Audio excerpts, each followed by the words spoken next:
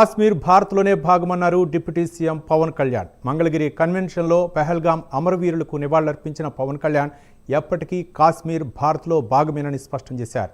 1987 నుంచి ఇప్పటి వరకు కాశ్మీర్ మండుతున్న సమస్య అన్నారు. పెహల్గాం ఉగ్రదాడి లాంటి ఘటనలు భవిష్యత్తులో జరగకుండా చూడాలన్నారు.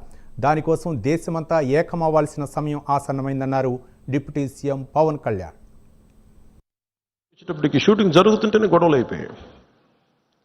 1-2 రోజులు త్వరగా ముగించుకొని వచ్చేస్తుంటే అప్పుడున్న కాశ్మీరీ పండిట్ ఒక అతను చెప్పాడు, ఇంక మీరు రాలేరు ఇక్కడికి అన్నాడు. ఎందుకంటే మా మొహల్లాల్లో మా ఏరియాల్లో చాలా ఇబ్బందులు అయిపోతున్నాయి, మాకు ఇబ్బంది వచ్చేసరికి మీరు రాలేరు కళ్యాణ్ మీరు అని చెప్పాడు. అంటే ఆ రోజు నుంచి ఈ రోజు దాకా కాశ్మీర్ ఎప్పుడు ఒక మండుతున్న సమస్య. మీరు as a party you make very stable. This is Janasena decision, all of our decision. అదే Kashmir is an integral part of India that cannot be denied. అది మీరు చాలా బలంగా మీరు మాట్లాడాలి. Kashmir is an integral part of India. It will be an integral part of India forever. ఎందుకంటే ఎందుకు మాట్లాడుతున్నానంటే కశ్మీర్ పేరు కశ్యప మహర్షి మీద వచ్చింది.